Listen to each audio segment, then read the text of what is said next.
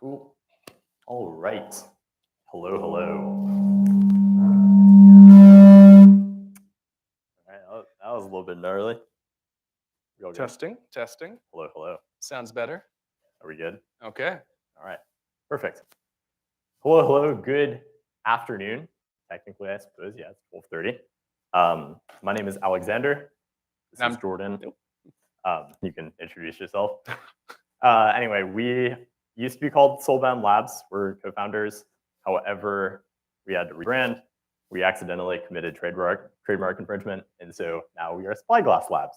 So if you're wondering why it says Soulbound Labs in the talk, and here it says Spyglass Labs, that's why. So the title of this talk today and workshop, I suppose, is called Substreams Demystified. But first, let's further answer who we are. So like I said, my name is Alexander Gusev. I'm a co-founder of Spyglass Labs. I'm also a Biddle contributor, and I'm also a former D1 swimmer. I was a swimmer for 16 years and swam competitively at Arizona State University under Michael Phelps' coach, Bob Bowman, before I dropped out of college to do this full time. So it's a lot of fun. I really enjoy it. All right. I'm Jordan. I convinced Goose to drop out of college, and it's my claim to fame so far. And I've been doing product for 10 years, a lot of consulting, a lot of startup stuff. Got the Web3 bug about 3 years back and haven't looked back. Hell yeah. So yeah, a couple like prerequisites for this talk, so everyone is kind of like aware. It's not very many. So I assume everyone who's watching this has some like general Web3 knowledge. And then you guys should be familiar with like some programming, not some programming terms, but it'll be pretty abstract for the most part until we start like diving into the code later on. But I would just like to make a disclaimer here because I'm going to say some words that might be perceived as negative. I heart the graph. I love the graph. The graph's awesome. But yeah, I'm also going to give an honest look at some of the developer experience because I feel like it's important to provide context for how far things have come and how much better things are now, and how bright the future is. So none of my gripes are with the graph protocol at all. It's just with particular language choice, and the future is very, very cool. So now that's out of the way so no one gets mad. There's a couple takeaways I want you guys to have by the end of this talk and by the end of this workshop. You guys should know, what are substreams? Hopefully this question will get answered for everyone. You guys should know why substreams are so epic, because they're very cool. How to build a substream, as well as realizing that decentralized APIs have reached a sort of tipping point where now, I believe, they have reached supremacy over the traditional centralized APIs that we're all normally used to using. And so you guys will see why in a little bit. But before I start like talking about why substreams are so cool or why it's important to use them and why you should use them, let's like establish a problem statement. So like, what is the issue? Why should I be up here talking about some solution without giving a problem? So blockchains are open and anyone can query a node, anyone can run a node, and all your data is there. However, digesting raw blockchain data for something, let's say for a front-end application or even for your own interest, it's pretty hard and complicated to do, especially if you're trying to do complex things. And so I'll give an example. So Bob wants to build an app which shows all the NFTs a user owns. Bob has some options to do so. So he can run a full node and query the chain directly for the event logs, which is kind of like awkward and not the nicest. He can use a centralized provider such as Alchemy or Infura or any of these other companies. He can also use a centralized data indexing service, something like Dune, to do a similar sort of thing.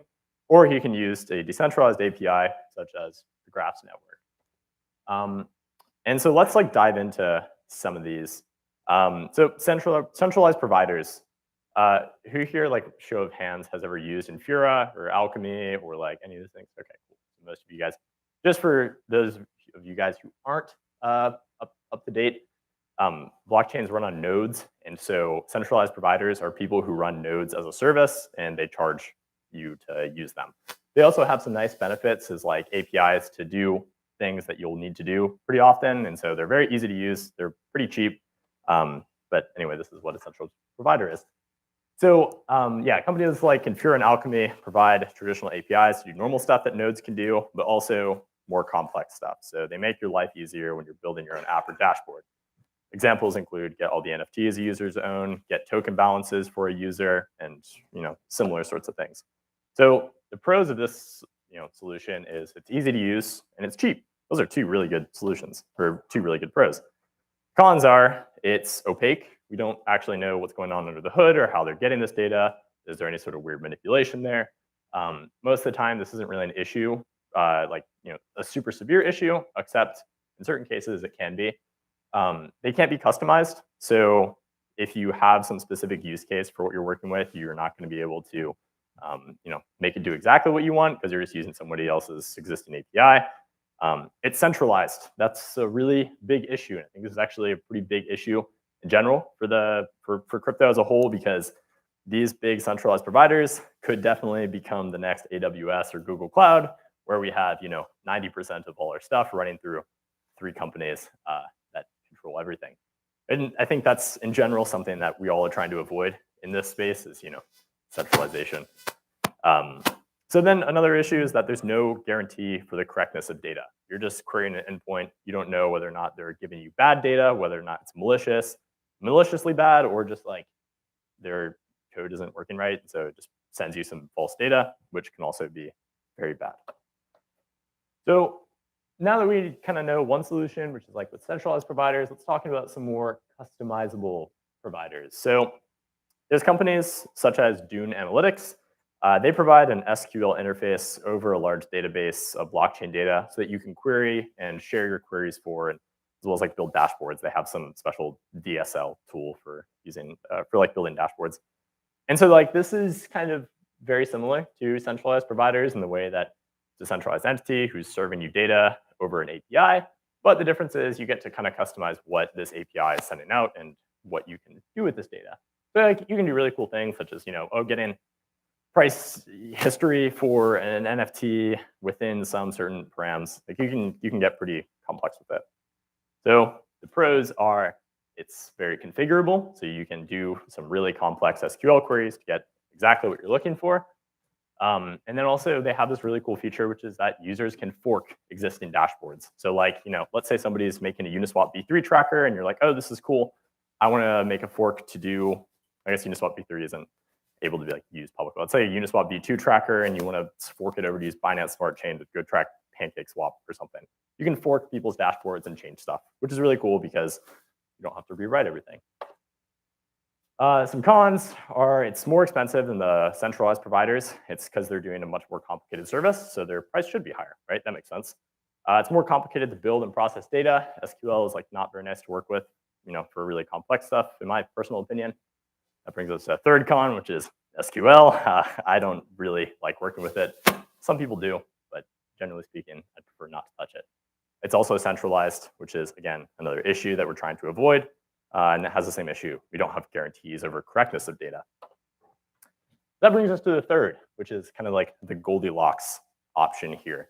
So decentralized API services are decentralized networks of blockchain indexers. And so there's a couple different protocols. The one I'm most familiar with and what I use is the Graph. So they offer decentralized ways to allow users to define custom APIs for blockchain data and then query the network for this data. And the difference with the Graph and the centralized options is that there's like actual financial penalties at stake for serving incorrect data. So there's a whole dispute mechanism. And as a result, the Graph's data availability as well as data correctness is extraordinarily high when compared to other sorts of things. And so, yeah, we get like the customization of services like Dune, although we don't actually have to work with SQL, but we get all the data correctness that's even good enough to use back on chain. Me and Jordan used to work on something like this. So previously our company was Soulbound Labs, and we actually wrote a subgraph bridge to enable users to put their queries back on chain, leveraging the whole crypto economic security of the graph because it is extraordinary, extremely secure. That sounds all great. It's a lot better. Yeah, it all sounds super good, but it's a lot better now, and it will be a lot better in the future. It's continuing to get brighter. Let's talk a little bit about traditional subgraph development. And again, just a show of hands, who all has written a subgraph? Uhal has like done a complex subgraph, like something like a little bit more complicated than indexing raw events. Okay. So the next portion of my talk is called the dark ages of decentralized APIs. Subgraphs at their core are just mappings over blockchain data. So we have our raw data, and when it's being transformed in some way or another, which then is being shoved into a Postgres database. And so the subgraph is just raw blockchain data processed in some way, shoved into a database. And up until recently, this language or these mappings were written in something called assembly script. And assembly script is certainly a language. Assembly script. This language is so many things. It's not a bad language by any stretch, but it's frankly unfinished. And in a couple of years, it'll probably be super good. But why is it painful to use? Assembly script is trying to be TypeScript that compiles to WASM, but unfortunately, it isn't there yet. It's kind of unfinished, and as a result, the subgraph development experience is very painful. If you're trying to use a language feature in TypeScript that doesn't exist in assembly script, sometimes you'll get a helpful error message, and then sometimes you won't get an error message at all. And basically what it'll say is it will say, we don't know what you broke, but you should just start deleting lines of code until you delete something that broke our code, so that way you can know what's up. And yeah, I don't know about you, but that is an insane compiler error to have in a production language in which we're supposed to be building really cool stuff on. And people have built really cool stuff on it in spite of it, but it's not because of this. And so as a result, it's super painful to use. And so here's actual production code that I wrote to get around this lack of features in assembly script. This was to get around the fact that assembly script doesn't support generic fixed size arrays. So in the code I was working on, I had an array of arrays that were supposed to be too long. I could not do this. And so what I had to do was I had to write a custom class called tuple, which took two generics, and it looks like this. And working with it was an absolute nightmare. And it was just silly. Like, bro, I just want to index my data. I don't want to have to, get around this compiler stuff. But there is a silver lining in all of this complaining, and that is that after this pain is done and after a subgraph is built, it is the single best API experience I have ever worked with. And so the graph makes it super easy to get the data you care about and use it in a super easy way. Oh, and it's decentralized and secure because you have all those really good guarantees that I was talking about earlier. So like this is an example query of how we might get a user for a specific address, get all their NFTs that they own, and get their IDs, names, and descriptions or something. And like that's awesome. Building front ends or building any application with GraphQL is just very enjoyable compared to working with anything else. So circling back to subgraphs, the pros are that, or I guess decentralized APIs, are that they're highly configurable. They're also the cheapest option per query that you work with because of the decentralized nature. Indexers can charge different fees, and so you can have an open market for competition, so people can get very low fees or have unoptimized stuff and have high fees. It's also decentralized, and you have extremely high data correctness that you don't have with these other sort of services.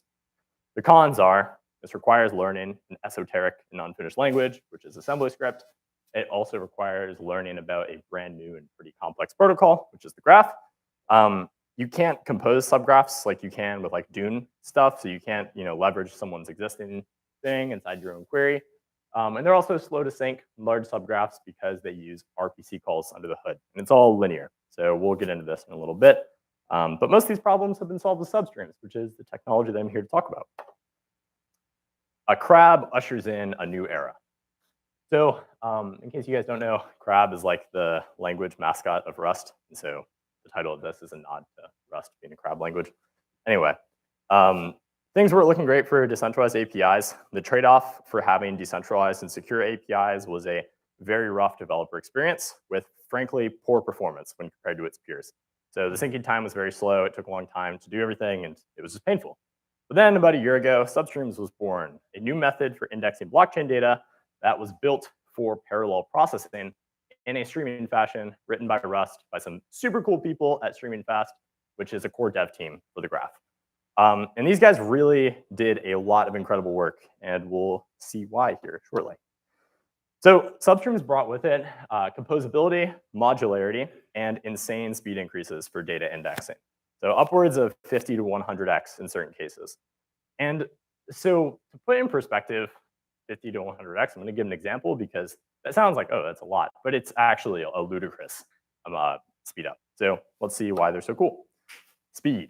Substreams are very fast. To understand how much faster substreams are than subgraphs were at syncing, imagine your commute to work takes 10 minutes. 10 minutes is a reasonably quick amount of time, but if we were to 100x your commute speed, the same commute would only take 6 seconds.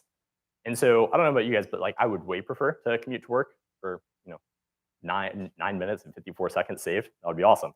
So that means that things that were bottlenecked by performance are now super possible leveraging substreams. A good example is the Uniswap v3 subgraph, which because of its structure and how it makes new contracts was very difficult to track. However, it took previously about 3 months to sync, and as a result, no one actually synced it because it wasn't really feasible. But they got it synced in 50 hours, which is very, very huge in terms of like what we're able to do with subgraphs now. And so they're very, very fast. It's awesome. They're also modular. And so substreams work by having little WebAssembly modules that are composed to extract your final data that you're looking for. So let's like talk about that a little bit more. There's 3 types of modules in substreams. This first one, sources, you can kind of say isn't a module, but I consider it that it is a module because it's used as an input. So sources are sorts of the building block of data that you're interested in. So sources are things such as blocks or instance data. So you have an Ethereum block which has a particular structure, and you're going to get data from it a particular way. So this is kind of the root of all substreams. You then have maps. And so maps are a module which take in an input or multiple inputs, and they output something. So they're a lot like a pure function. So they take in some data structure and they output another data structure. And so this is up to you to decide how these work. And then the final type of module is a store. So modules that act as a key value store, they enable you to aggregate values from maps. So maps just transform your data, and stores allow you to do more complex stuff with that. So that's it in terms of the things. Actually, sorry, I forgot about this slide. So yeah, there's a couple benefits that come with this modular structure. So because of the structure and the modules not being able to modify each other's data, we can run these modules in parallel. So because the way it works is you have a source which is then being transformed and doing something, it doesn't matter what order we run these modules in, because as long as it is taking a block as input, it'll spit out the correct data that we're looking for. This also has a benefit of the development process is much easier because all of your possible bugs are isolated to these modules. So like who here has ever done like functional programming in like Haskell or Lisp or something? So one of the reasons, or I guess Elixir is also a very popular one. He's quite partial to. But yeah, one of the reasons functional programming is so nice is because you don't have side effects. So it's much easier to debug than a giant loosely typed thing. So anyway, they're just easier to debug. It's the point of that. But then the next piece that's really cool is that substreams are composable. So because substreams have this modular architecture under the hood, we can import other people's modules and use them out of the box. So like, this has the benefit of like forking from Dune Analytics and stuff like that, because we can leverage people's existing builds to do more complex stuff. So that means that I can build a substream that extends the Uniswap v3 substream without needing to rewrite it myself, which was previously not possible in subgraphs and how we were doing it in assembly script. I just simply import the substreams S package, which is a special data encoding, which represents all the modules and types within a substream. And then I can use all their modules directly. So I can just import it in my file, and then I'm good. I'm off to the races. And so now we talked about it, let's give a quick demo of how substreams work by using Substreams.js. But before I do that, does anyone have any questions or anything they want? Okay. Cool. So we're going to go to this link right here. So this is a really cool demo made by someone. Oops. Actually, yes, Sebastian. And this is a way to use substreams within, just going to go over here. So this is a way to use substreams in the browser. So we can drag and drop a substreams S package. Oops. we can drag and drop a S package, and we can start working with it. So here I have the Uniswap v3 substream, and we can see that when I import the S package, we have all of these different things. So these are all the modules that are within the substream. And so let's say I want to start streaming, map pools created, which is going to output some protobuf every time a pool is created. I can just click stream, and if the internet is good, yeah, like all this data starts streaming in. And so you can see what this looks like. So pools is an array, and it has all these different fields. So we have an address, which is a string, that's the address. There's a timestamp created at. It has another protobuf for the token that was created. This is a DAI and FEI USD pool that was created. I don't know what that is, but anyway, you can see how quick and easy they are to work with. This would not be possible with subgraphs back in the day, but it's a pretty huge shift. So now heading back over here, let's move on to the next one. Let's build a simple substream together, shall we? So we're going to do something which is kind of cool that wasn't really possible before. So let's do this one. So I wrote this subgraph or substream. You might have seen, I think it was posted on some graph cord, or some graph developer thing. But the purpose of this substream was to test how fast and how crazy we could go with data indexing. And so the idea I had was, I was like, okay, like what's something that has a bunch of entities that would be kind of cool to track that like we couldn't do with subgraphs before. And so that was, okay, let's just track every contract that was ever deployed to Ethereum. So this requires us to go through every single call that ever happened and do something with that. So this wouldn't be possible in subgraphs, but it is super possible here. So we define this function called map contract, which takes in an Ethereum block as an input. And what we're going to do here is we're just going to take the block. We're going to look at each of these transactions. And for each transaction, we're going to look at each of its calls that it's making. And if the call type is 5, which means that contract is being made, we're going to spit out a contract created here. And that's it. It's a pretty simple module. It describes what it's doing, pretty straightforward. And then we return a special struct, which contains all the data that we're looking for. And so we can pop this open and actually try it. That's like way too small, right? Let's make it bigger. Okay. So yeah, to just give an example of what it's like to run something like this, I just ran SFP, which did some authentication stuff in the background, but we can just go to Substreams run contract, and we can just start streaming and see what kind of stuff that we find.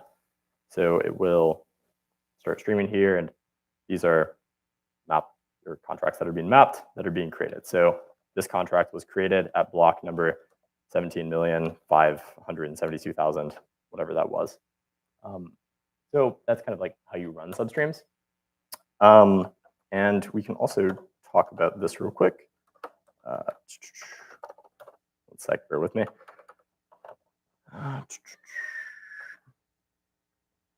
All right. Substreams in general is a super polished experience to work with. So you can see how simple that code was up there. It was only a couple lines of code. Oops. Anyway, so yeah, it was only a couple lines of code to work with to do something pretty complex, map every subgraph. But we have some really nice tools. So they have some really cool stuff like the Substreams GUI. The Substreams GUI allows us to do very similar sorts of things, except the difference is we get a nice little GUI. So let me authenticate, try again. And so we can see how the syncing goes, and we can like kind of visually see what's going on. So like, again, the thing you should be taking away is Substreams have a super nice developer experience when we're working with them. So now that I guess, let's also talk a little bit more, because there is a little bit more than just this code here. So this code defines how our code should work, but we do have a configuration file that we can talk about. So here is the configuration for our substreams. So we import this entity package, which is important for building an actual subgraph that actually we won't talk about right now. We import these protobuf files, which define how our things look, like how the structure of our data should be. So we have a contract message as well as a contract message, which contains an address and a timestamp. And we're all just importing these so we can work with it. We import the compiled WASM binary from our code that we wrote, and then we define some modules. So these modules are how we can use these S packages, in other substreams as well as inside of the browser if you want to do stuff like that. So we just define what the module is, what kind of module it is. So it can be a map or it can be a store. Its inputs. So this one has a source input of an Ethereum block, and it has an output, which is our contract type that we made. So if we go back to test.proto, we can see it's exporting this contracts type.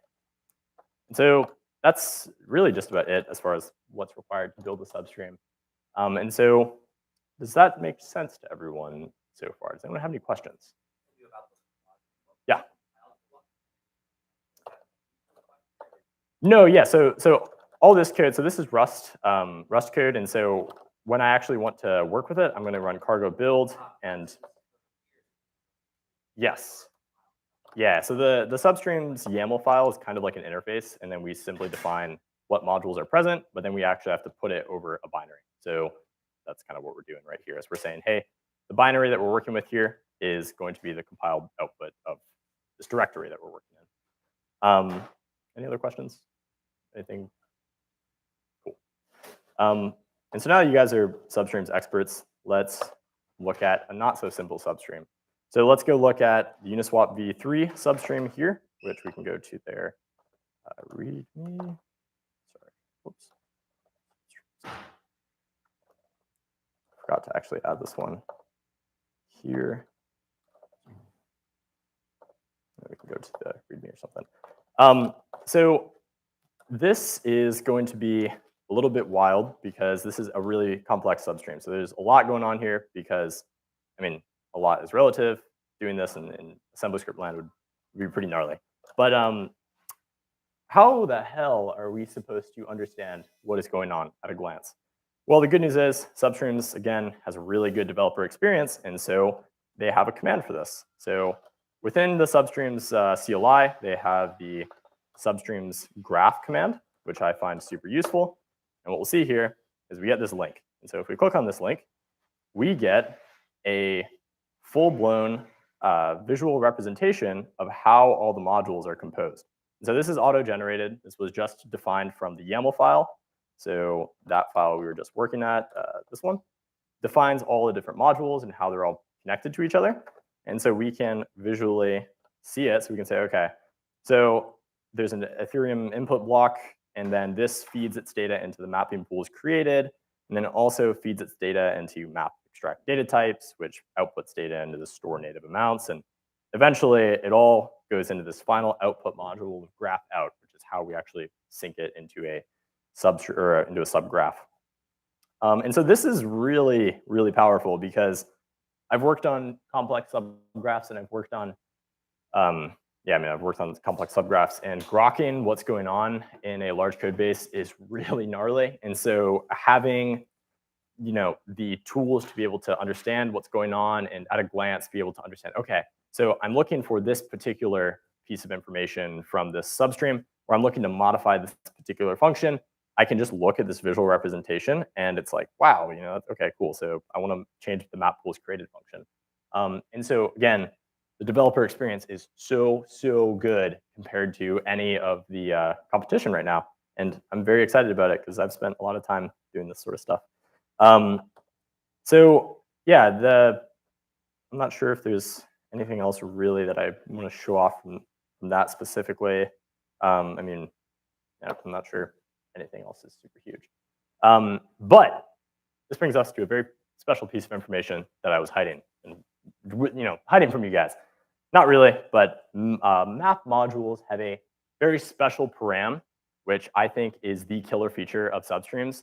And this is the thing that makes me make such a bold claim, which is that decentralized APIs have had or are now superior to our centralized alternatives. So map modules can have an input type of param. And so what does that mean? This is a string which we can use and customize at runtime. So our maps are kind of like functions, and they take input of some data, whether it's a block or another map module. Or, in addition to, which is normally how we use it, we can take in a param string. And so this is just a string. We can do whatever we want with strings. And this really unlocks some crazy things. So let's take a look at how we're using these modules with params to build a very powerful plugin system with Spyglass, or for Spyglass. So if we pop over here to the modules, who here has ever eaten a hot dog? Because I need to explain what the hell a hot dog is, because it'll make sense here. Okay, I assume everyone has eaten a hot dog.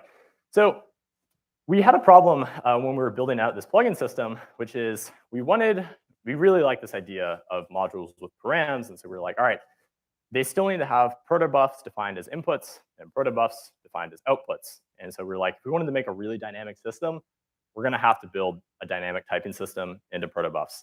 And so hot dogs are effectively that. The reason why we named it hot dogs is you know what a hot dog looks like. You can eat a hot dog. You can also eat a hot dog without really knowing what's inside. Like, is it, beef? Is it possum? Like, you don't really know, right? And so it's only when you bite into the hot dog that you'll see what it has inside. So all of these modules take hot dogs as inputs and give hot dogs as outputs. And so this allows us to do some really flexible stuff at runtime. And so in all the demos I'm about to give you, just know no code is being changed. There is no compilation happening behind the scenes. This is all configured at runtime. And so let's do a really cool example. So I have this little script here. Let's go here. Let me just comment this out real quick. And what we're going to do here is this is a little script I had to give this demo easier. It's just some shell scripting. And so we have a special module here called map events. And the way this works is it takes in a param string. And the way that we are parsing this string is we have an address, which is separated by 2 ampersands for a contract ABI. Does everyone know what a contract ABI is? So why that's so cool is that because we're in Rust and we can just compile the WASM, I can use an existing Ethereum ABI decoder to get all the events, get the topics that they should be in, and dynamically, by just passing in an address and its ABI, is I can write a generalized module which allows me to index any events that a contract is emitting. And that's crazy to do at runtime. That's actually so powerful, because the alternative to doing this was previously building a whole node substream, or maybe building a custom Dune API or using someone's custom API. But here, this is all done at runtime. And so I'll give a demo here. I will stream the blur contracts. And let's see. I just want to make sure I'm not running this. I don't want to filter events. Map events. And then I'm going to run this. Not the talk. Sorry, I need this one. All right, so we're going to go ./run.sh to run this. And what this will do is you can see all this data is streaming in. It's crazy. It's wild. These are blur transactions that are filtered to be either Milady trades or Bored Ape Yacht Club. Actually, wait, sorry. No, I lied. These are just blur trade events. And using this exact same module, we can also just change this out to instead, let's say I want to track Bored Ape Yacht Club, and I want to track all these things. I can just modify this, and let's say I actually want to filter these events. I'm just going to filter events. And we can now, within this exact same module, stream only Bored Ape Yacht Club transfer events. And so what you'll see here is as it streams through, we're going to have some transfers pop up, and we can see here that this is a transfer. It's of type hot dog, and it contains all these different keys, which are our stuff that we're tracking. And this is all done at runtime. It's so cool. It's so cool. I mean, at least I think it's super cool, because I've never seen something this flexible before, and it makes me really excited. And so basically, that means that what we have here is that within a single module, this is all done in one module, technically two for the filter events, we are able to stream and process event data from any contract or contracts, because we've tested this, stress tested 12 different contracts, addresses passed in, ABIs, and we can index them all within a single module and output them in hot dogs. And it's great. The hot dog the future will be powered by hot dogs, hopefully. But yeah, so that's kind of why they're so cool, is because we have very flexible dynamic typing that we never had before. Does anyone have any questions? Anyone's mind blown? Anyone picking up like pieces of their brain off the floor? Anything?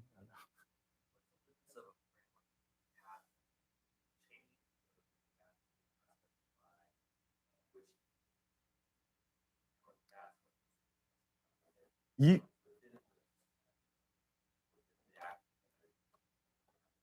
you you don't have to pass that as a param. Substreams has an endpoint, so anything that is running a fire hose capable full node will be able to work with Substreams. So you can pass in a custom endpoint for, let's say, mainnet or another chain which supports it, because there's fire hose implementations for quite a few chains, I believe. I think like Optimism has one, a couple other ones. But that, yeah, you can just do that by pointing it at a different endpoint, but it'll still process the data all the same.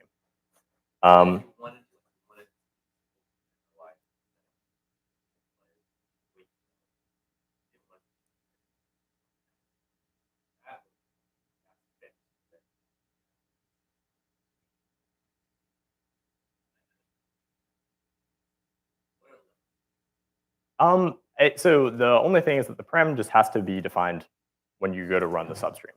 So you can set it when you're running it for the first time, or like if you want to use this same module but instead track something else, you can just run it with a different input param. Does that answer your question? I'm not sure I fully understand, but it's very flexible. And so we're using all this for some of our stuff. It's enough code, enough backend sort of thing. Let's look at some pretty images. I will hand it off to my wonderful co-founder, Jordan, and he'll show you all the cool stuff that we can do at runtime using these substreams. And it's really cool.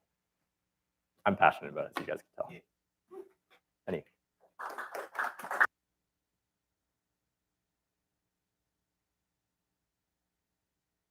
So yeah, we've done some wild things with substreams, like indexed every contract in existence. Goose was like, let's try to do it with like 25,000 NFTs and grab all the metadata and pricing information for it. Yeah, it was 12,000.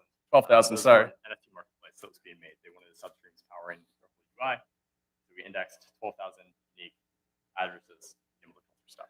You can kind of just throw whatever at it, and usually it just works.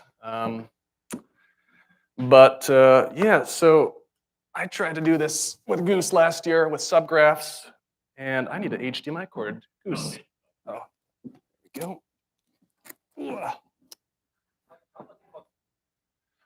Right now, StreamingFast has benevolently offered their Firehose access for free. So anyone, if they just want the substream, that is 100% free. If they want to deploy a substream-powered subgraph to the decentralized network, that'll cost some GRT and gas fees. And I haven't deployed one recently. Goose, I mean, gas in general is a lot cheaper right now. Yeah. Probably within the realm of deploy, and that's very cheaper than any other option. So definitely some extra GRT for curation and managing, the whole decentralized network, but it's fairly affordable. Yeah, let's see if we got something going on here. Okay. So has anyone used Dune before? Pretty dashboards. Okay, cool. Charts. Yeah, amazing. Ooh. And we've been hacking till Goose is night shift, I got the day shift, So this is rough around the edges. Things can and will break in demo, even though I just tested right beforehand. But anyway, I'm very good at making things pretty. And we wanted to make a really simple analytics experience for both technical and non-technical users of Web3. Like the status quo right now is go to Dune, and some of these people spend 20, 30, 40 hours writing a single dashboard. It's hundreds of lines of SQL to create detailed charts. With the Substreams module system, which we can kind of compose at runtime and chain together, multiple substreams. And these are all open source. We're going to try to make a little plugin system for folks to play around with, download, hack together, whatever. Our goal is to get to, do 80% of what Dune can do, but doing it under 2 minutes. So if I grab, say, like the Doodles NFT smart contract, I'll copy that, I'll paste it here. We're gonna load up the contract address, the start block, the events, and the functions. I'm gonna click the sparkles, start building. And here, let's go full screen. We have a visual representation of the smart contract. I'll just kind of like zoom in a little bit on that. Mainnet to Doodles. Doodles, by default, we just show the events. Approval, approval for all. Ownership transferred and transfer. Let's delete that for now, come back to it. Over here, because it is a crypto winter and AI summer, we have GPT-4 powered crypto documentation. This excites the venture capitalists. They're like, wow. So you got to be practical in these days, but we still believe. And down here, I'm also a sucker for animations. So if you click that, it's going to pan zoom to the proper thing. But let's actually talk about how substreams can, like, you saw some of that Rust code, which is a S package, some WASM, that takes runtime params. And it's just going to be, for this particular example, it's going to be the address, which is the Doodle smart contract. It's going to be the ABI for Doodles. And it's also going to be the event in question. Let's say we care about the transfer events from to token ID.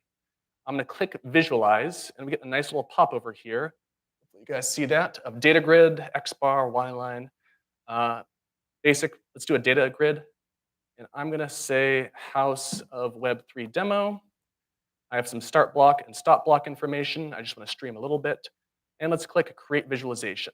Okay, we have our visualization, and boom, let's start streaming data. So let's make this a little bit bigger so you can see this. We passed in the ABI, the smart contract, and the event name to the Rust module, and it just spit this back out in about 3 seconds flat. We can extend the block range for more data, but for the sake of the demo, small is better.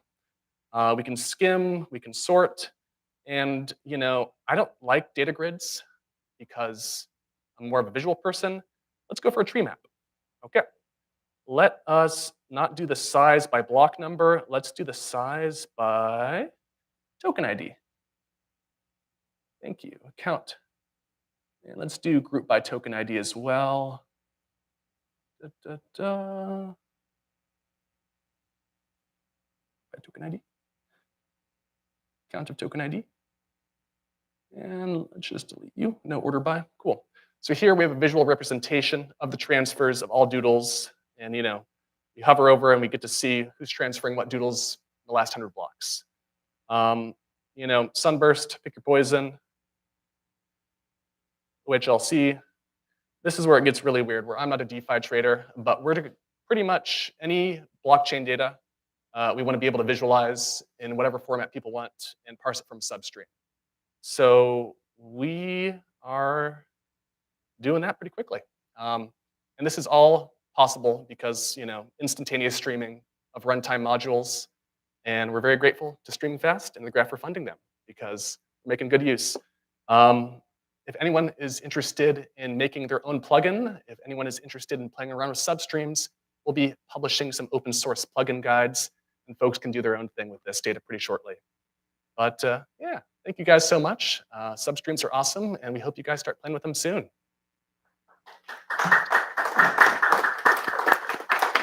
Yay. Questions on product can go to me. Questions on Rust and Substreams can go to Goose, or vice versa. Those answers might be confusing. Yeah, come on up here. Now, this guy has been going down the rabbit hole on Rust and Substreams for 3 months, doing nothing but how to make this stuff cool. I can also just start doing more stuff here. Let's add super rare bazaar. So yeah, I guess like another pretty cool thing about all this is that I was showcasing some of the cool code and how cool this all is, but it's really cool because we're able to do complex data analysis in a no-code environment because we are able to make everything so simple, where we just customize some params and then oh, there's the data you were looking for. And so I think it's pretty exciting to be working on, because I think it solves quite a real problem, which is if blockchain data is very hard to process, and it's you're drowning in a sea of information. So anywho. just hit a bug. That was a mistake.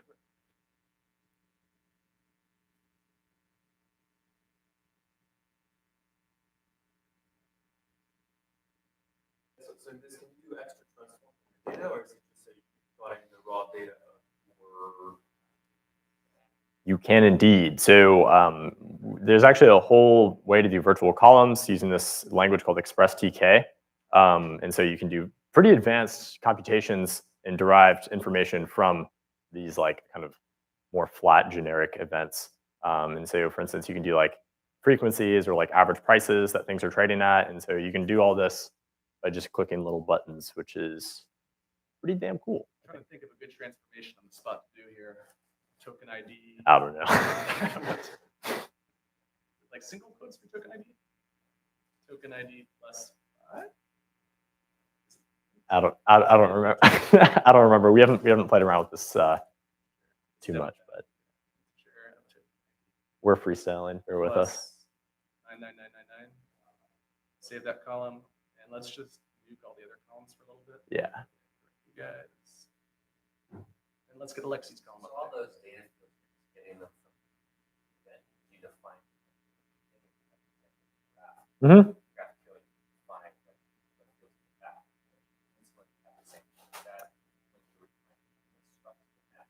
Where are you finding that? Yeah, so we're just grabbing, like this is a pretty simple demo because we're just processing event data, and but all the fields are just the fields in the event. So we parse the ABI and then we get all the information back, as well as some nice little transaction metadata stuff. So we have like, you know, how much gas was spent, how much like total gas was spent versus gas was like allotted, you know, that sort of thing. See that over here.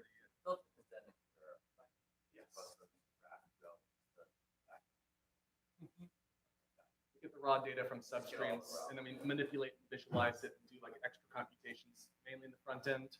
But our hope is that like if folks want to do really complex computations, say they want to like get price, like this is the Doodles smart contract, and they want to get price feeds from Blur or like OpenSea, like that would be a new Substream module that could be compatible with our plugin system.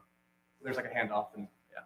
Yeah, and but then also I guess to further clarify is that yeah, so GraphQL is used for like subgraphs, and substreams are just the data transformation layer. So we're data transforming here to just dump it into our UI, but there is also a module which supports, you know, hot dogs are supported for this module that I wrote, and it does dump it into a Postgres database with a GraphQL API on top. So you can also do your normal GraphQL requests. This isn't a replacement to that. This is just, yeah, exactly. You have an option. Yeah. You can also just dump it directly in here. Yep. No, in theory you can dump it to anything. So one of the unique things about Substreams is you can write custom sinks, they're called. So Substreams is only concerned with data transformation, and then you are working with this dump of information that you sync into something else. So you can.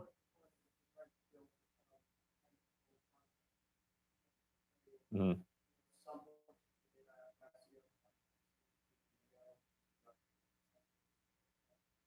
Yeah, I mean, yeah, you can definitely write a custom sync, or we can, or if there's enough need.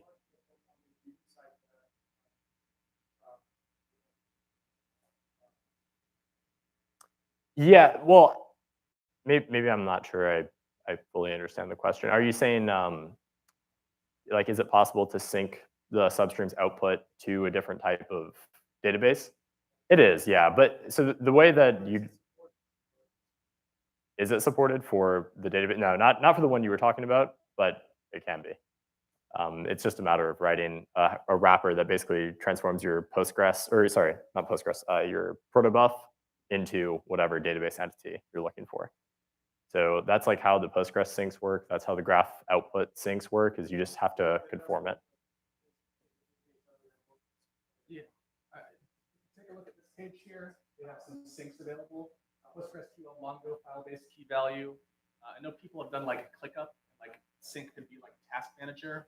And I know, I think Prometheus is a time series-based database, and they support that, though there's no docs here, but that is supported. Yeah.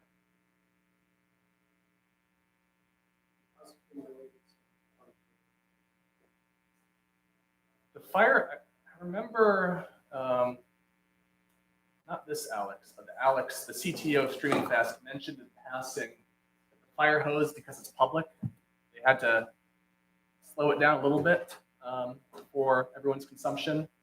But I imagine if you run your own fire hose node or pay someone to do it, it would be pretty damn real time. Yeah. It can even operate on stuff like unfinalized blocks. It's super performant. Does it have memory stuff?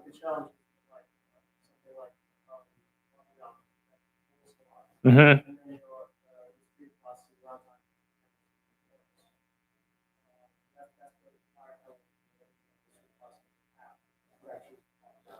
They don't support Polygon probably for that reason right now. They don't? They do have fork-aware substreams though. Yeah, so it is aware if blocks were rearranged and it knows to sync this. They support Polygon, I'm dumb. Okay. There we go.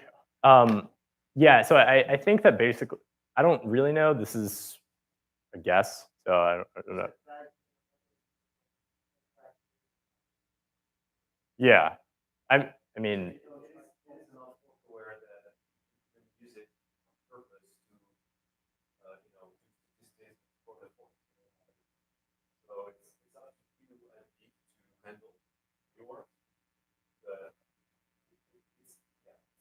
very fork-aware, and you have the possibility of handling those in whatever way you want. You can purposely look at them, or you can do your reward at your end on your sync and erase the data and put the new reward data. And so kind of like the syncs, right? It's like if you open it, yeah.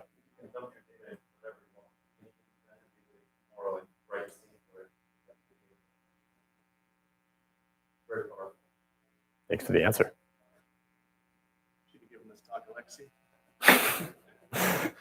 This is from my Dexter experience. Yeah. Alexi's I don't have that. semiotic AI, and he knows everything damn near to do with databases and blockchain interaction. So pretty good, pretty good. They're the best in the room. Right. But yeah, please, Substreams.vercel.app is live right now. It's open source. Let's just throw S package up here and play around with like what's it look like to like run a substream and like get the data out here. This is a fun playground. What other things can we tell you? The Substreams Discord is super responsive. They've got 6 engineers and they all seem to be on call, which is unusual, but kind of cool. And yeah, we can be found right now at twitter.com/Soulbound Labs until I rename this to Spyglass Labs. But if you want to catch us, I've got 400 shirts and I'm going to give them away to the homeless of Santa Cruz. And then we're going to rebrand to Spyglass and no more merch. I'm against merch at this point, but there's the story at this point. So, as well, Blind Nabbler. Oh yeah, Blind Nabbler. Let's chill. Let's chill. We want to talk. If you guys want to play around with our stuff, I'm not going to ask questions about that.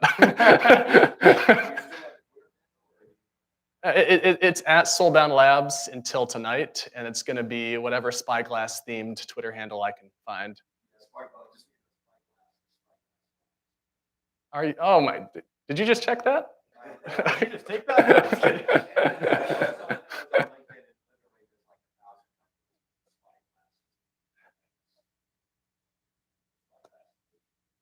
Spyglass Pirate Collective.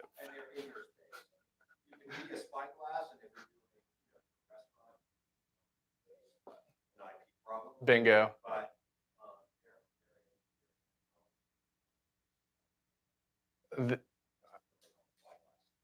Our lawyer has encouraged us to just kind of roll with it and see how lawsuit happy people are. And if they're lawsuit happy, just throw a weird suffix or like prefix and then they can't do anything. But we're gonna, yeah. Bingo. Yeah. Bingo.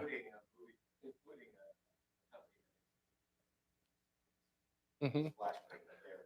Golf courses, movies.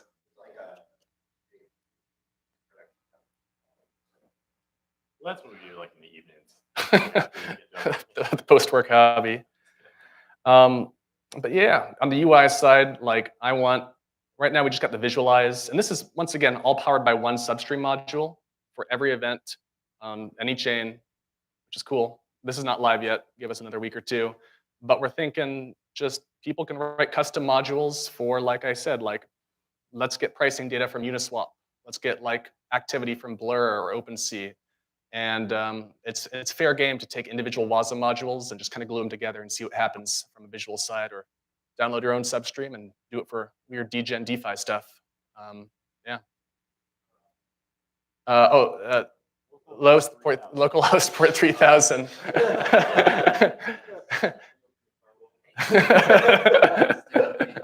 Oh yeah, I have it installed. Let's see here.